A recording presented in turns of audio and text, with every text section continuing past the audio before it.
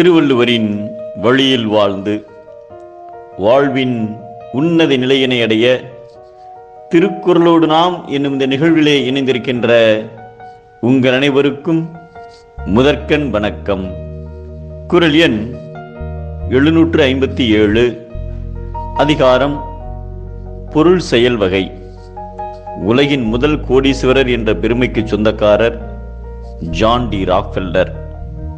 இவர் 1839 ஆண்டு நியூயார்க் நகரில் ஓர் ஏழை விவசாயியின் மகனாக பிறந்தார். தன் சிறு வயதில் உருளைக்கிழங்குகளை காய வைக்கும் வேலையை செய்து ஒரு மணிக்கு 2 பென்ஸ் கூலி வாங்கி தனது வாழ்க்கையை தொடங்கினார். பின்னர் ஒரு வணிகவியல் கல்லூரியில் 3 மாதங்கள் வியாபாரம் பற்றிய பயிற்சி எடுத்துக்கொண்டார்.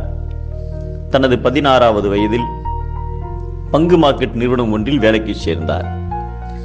19வது வயதில் பங்குச் சந்தையில் பங்குகளை விற்கும் வியாபாரத்தை தொடங்கினார். மேலும் பல தொழில்களையும் முயற்சி பார்த்த அவருக்கு பெட்ரோலிய கச்சா எண்ணெய் சுத்திகரிப்பு தொழில் கை கொடுத்தது. 20வது வயதில் அமெரிக்காவில் எண்ணெய் விற்கும் இடங்களை தேடி அவற்றை எளிய முறையில் அதிகமாக தோண்டி எடுத்து விற்பனை செய்தார். இதன் மூலம் ஸ்டாண்டர்ட் ஆயில் நிறுவனம் ஒன்றை சொந்தமாக நிறுவினார். இது உலகின் மிகப்பெரிய பெட்ரோல் நிறுவனங்களில் ஒன்றாக வளர்ச்சி அடைந்தது. எரிபொருள் உற்பத்தி மற்றும் விற்பனை அவரை செல்வத்தின் உச்சத்தை அடைய வைத்தது.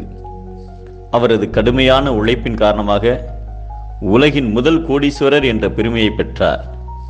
ஏழைகள் மீது எப்பொழுதும் அன்பும் இரக்கமும் இயல்பாக கொண்ட ராக்ஃபெல்லர் செல்வங்கள் பெருக பெருக அதை தனக்கென்று வைத்துக் கொள்ளாமல் ஏழை எளியவர்களுக்கும் அறச்செயல்களுக்கும் தாராளமாக கொடுத்தார்.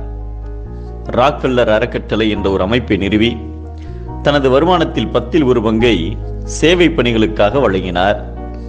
மேலும் உலகில் உள்ள பல தேவாலயங்கள், பள்ளிகள், கல்லூரிகள், மருத்துவமனைகள், மருத்துவ ஆராய்ச்சி கழகங்கள் ஆகியவற்றின் வளர்ச்சிக்கு பெரும் பணத்தை வாரி வழங்கினார். அவர் பெரும் கோடீஸ்வரராக உயர்ந்த போதிலும் இறுதி வரை மிகவும் எளிமையாகவே வாழ்ந்து தனது 98வது வயதில் மறைந்தார்.